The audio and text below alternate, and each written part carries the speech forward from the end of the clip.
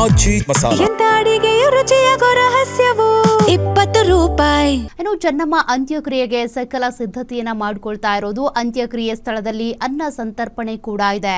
ಅಂತ್ಯಕ್ರಿಯೆಗೆ ಆಗಮಿಸುವ ಜನರಿಗೆ ಊಟದ ವ್ಯವಸ್ಥೆಯನ್ನ ಮಾಡಲಾಗಿದೆ.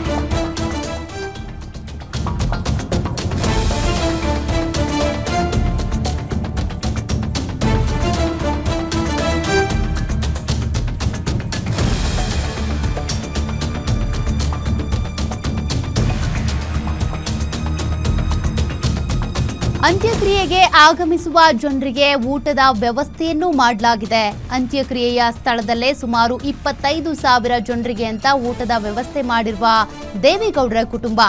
ಹೋಟೆಲ್ ಅಂಗಡಿ ಮುಂಗಟ್ಟುಗಳು ಸ್ವಪ್ರೇರಣೆಯಿಂದ ಬಂದ್ ಆಗಿವೆ. ಹೀಗಾಗಿ ಅಸ್ತವ್ಯಸ್ತ ಆಗಬಾರ್ದು, ನೋಡೋದಕ್ಕೆ ಬಂದಂಥವರ ಪರಿಸ್ಥಿತಿ ಹದಗೆಡಬಾರ್ದು ಅನ್ನುವಂಥ ಕಾರಣಕ್ಕೆ ಊಟದ ವ್ಯವಸ್ಥೆ ಮಾಡಿದ್ದಾರೆ. ಅಂತ್ಯಕ್ರಿಯೆಗೆ ಬಂದವರು ಹಸಿವಿನಿಂದ ಹೋಗಬಾರ್ದು ಅಂತೇಳಿ ಮುಂಜಾನೆಯಿಂದಲೇ ಊಟದ ವ್ಯವಸ್ಥೆಯನ್ನ ಮಾಡಲಾಗಿದೆ. ಬದುಕಿದ್ದಾಗಲೂ ಚೆನ್ನಮ್ಮ ಅವರು ಅನ್ನಪೂರ್ಣೇಶ್ವರಿ ಅಂತ ಕರೆಸ್ಕೊಳ್ತಾ ಇದ್ರು. ಅವ್ರ ಮನೆಗೆ ಯಾರೇ ಹೋದ್ರೂ ಕೂಡ ಅವರೇ ಅಡುಗೆ ತಯಾರಿಸಿ ಬಡಿಸ್ತಾ ಇದ್ರು.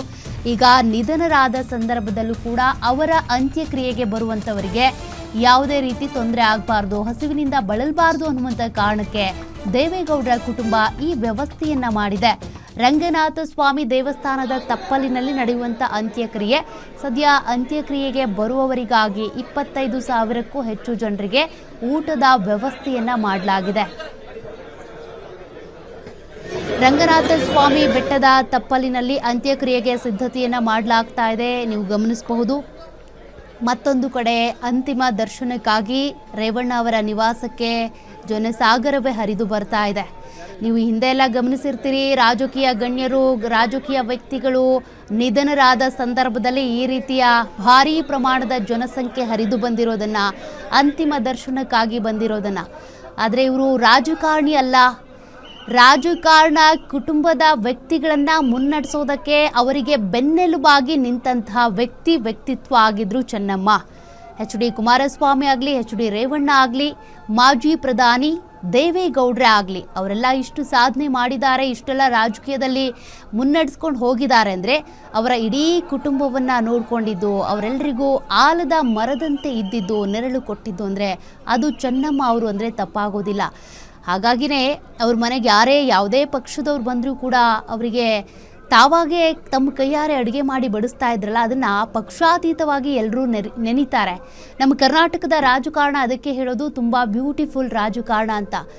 ರಾಜಕಾರಣ ಅಂತ ಬಂದಾಗ ಕೆಸರೆರಚಾಟ, ದ್ವೇಷ ಇದ್ದೇ ಇರುತ್ತೆ. ಆದರೆ ಅದನ್ನು ಹೊರತುಪಡಿಸಿದ್ರೆ ಈ ರೀತಿ ನಿಧನರಾದಂಥ ಸಂದರ್ಭದಲ್ಲಿ, ಏನೇ ಆರೋಗ್ಯ ಸಮಸ್ಯೆ ಆದಂಥ ಸಂದರ್ಭದಲ್ಲಿ ಪಕ್ಷಾತೀತವಾಗಿ ಒಬ್ರಿಗೊಬ್ರು ಸ್ಪಂದಿಸ್ತಾರೆ, ಕಣ್ಣೀರು ಹಾಕ್ತಾರೆ, ಭಾವುಕರಾಗ್ತಾರೆ, ಆತ್ಮಸ್ಥೈರ್ಯವನ್ನು ತುಂಬುತ್ತಾರೆ. ಅಂಥದ್ದು ನಮ್ಮ ಕರ್ನಾಟಕದ ರಾಜಕಾರಣ. ಮೊನ್ನೆಯಿಂದಲೂ ಕೂಡ ನೀವು ಗಮನಿಸ್ತಾ ಇದ್ದೀರಿ, ದೇವೇಗೌಡರ ನಿವಾಸಕ್ಕೆ ಬರುವಂಥವ್ರು ಇರ್ಬೋದು, ಇವತ್ತು ಎಚ್.ಡಿ. ರೇವಣ್ಣ ಅವರ ನಿವಾಸಕ್ಕೆ ಬಂದಂಥವರು. ಇನ್ನು ಇದಕ್ಕೆ ಸಂಬಂಧಪಟ್ಟಂತೆ ಅರ್ಚಕರು ಮಾತನಾಡ್ತಿದ್ದಾರೆ, ನೋಡೋಣ. ನಾವು ಅವರ ಕುಟುಂಬದ ಒಂದು ಜೊತೆಲೇ ಇರ್ತಕ್ಕಂಥವ್ರು. ಕಳೆದ 20-25 ವರ್ಷದಿಂದ ಅವ್ರಿಗೇನೇ ಇದಾದರೂ ನಮ್ಮ ಜೆ.ಪಿ. ನಗರದಲ್ಲಿ ಇರ್ತಕ್ಕಂಥ ತಿರುಮಲಗಿರಿ ಶ್ರೀ ಲಕ್ಷ್ಮೀ ವೆಂಕಟೇಶ್ವರ ದೇವಸ್ಥಾನಕ್ಕೆ ಬಂದು ಯಾವುದೇ ಕಷ್ಟಗಳಿದ್ದರೂ ಕೂಡ ಅಲ್ಲಿ ಆ ದೇವರ ಹತ್ರ ಅವರ ಕೋರಿಕೆ ಸಲ್ಲಿಸ್ತಕ್ಕಂಥದ್ದು. ನಂತರ ಅವರು ಅಲ್ಲಿ ಅವರಿಗೆ ಆ ದೇವಸ್ಥಾನದಲ್ಲಿ ಏನೇ ಪೂಜೆ ಆದರೂ ಕೂಡ ತೃಪ್ತಿಯನ್ನು ಸಿಗುವಂಥ ಒಂದು ದೇವಸ್ಥಾನ. ಅದೇ ರೀತಿಲಿ ಅವರು ಆ ದಂಪತಿಗಳು ಕೂಡ ಇವತ್ತು ನಮ್ಮ ರಾಜ್ಯಕ್ಕೆಲ್ಲ, ಈ ದೇಶಕ್ಕೆ ಒಂದು ಮಾದರಿ ಅಂತ ಹೇಳ್ಬೋದು. ಆ ಥರ ಆದರ್ಶ ದಂಪತಿಗಳ ನೋಡೋದು ಭಾಳ ಅಪರೂಪ. ಅಂತಿಮ ವಿಧಿವಿಧಾನದ ಕೊನೆ ಘಟ್ಟದಲ್ಲಿ ನಾವಿದ್ದೀವಿ. ಬೆಳಗ್ಗೆಯಿಂದ ಕೂಡ ಪಂಚಗವ್ಯ ಅನ್ನೋದು ಇದಕ್ಕೆ ಮುಖ್ಯವಾಗಿ ಅಂತ ಮಾಡುವಂಥದ್ದು.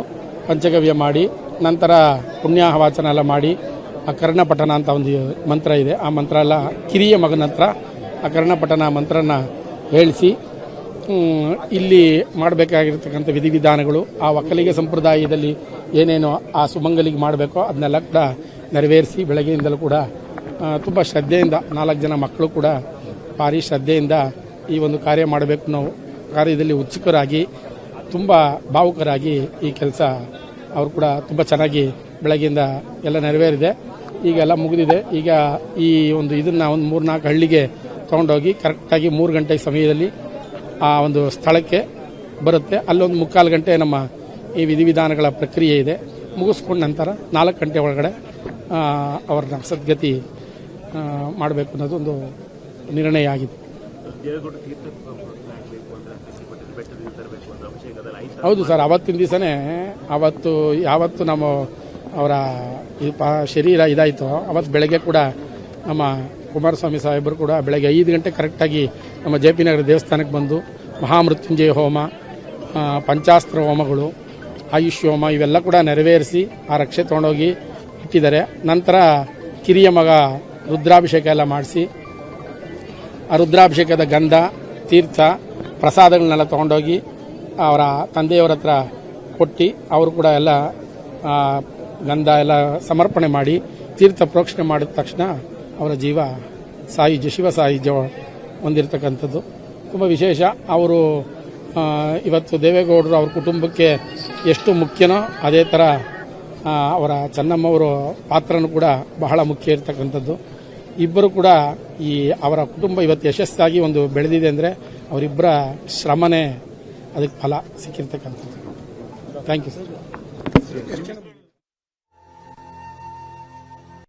ಮುಖ್ಯವಾಗಿ ತಿರುಮಲಗಿರಿ ದೇವಸ್ಥಾನ ಕಣ್ಣನ್ ಸ್ವಾಮೀಜಿಯವರು ಪ್ರಧಾನ, ಅವರ ಜೊತೆ ನಾವೆಲ್ಲ ಬಂದಿರತಕ್ಕಂಥದ್ದು. ಎಷ್ಟು ಜನ? ನಾವೊಂದು 12 ಜನ ಬಂದಿದ್ದೀವಿ. ಬೆಂಗಳೂರಿಂದ ಒಂದು 10 ಜನ ಬಂದಿದ್ದೀವಿ. ಶ್ರೀರಂಗಪಟ್ಟಣದಿಂದ ಒಂದು 5 ಜನ ಬಂದಿದ್ದೀವಿ.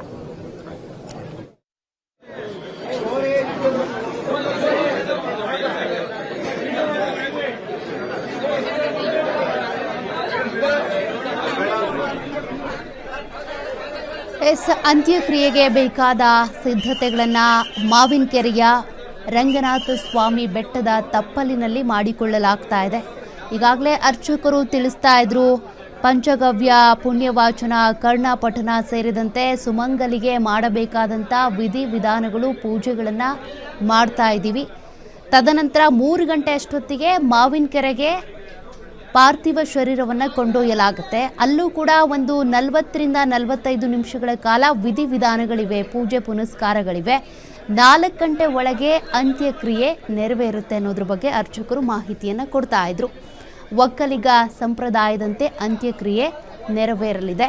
ಇನ್ನು ಮತ್ತೊಂದು ಕಡೆ ಈಗ HD ರೇವಣ್ಣ ಅವರ ನಿವಾಸದಲ್ಲಿ ಏನು ಅಂತಿಮ ದರ್ಶನಕ್ಕಾಗಿ ವ್ಯವಸ್ಥೆಯನ್ನು ಮಾಡಿದ್ರು, ಇನ್ನೇನು ಕೆಲವೇ ಕ್ಷಣಗಳಲ್ಲಿ ಅದೆಲ್ಲವೂ ಕೂಡ ಮುಗಿದು ಅಲ್ಲಿಂದ ಪಾರ್ಥಿವ ಶರೀರವನ್ನು ಮಾವಿನಕೆರೆಯಲ್ಲಿರುವಂಥ ರಂಗನಾಥ ಸ್ವಾಮಿ ಬೆಟ್ಟದ ತಪ್ಪಲಿಗೆ ಕೊಂಡೊಯ್ಯಲಾಗುತ್ತೆ.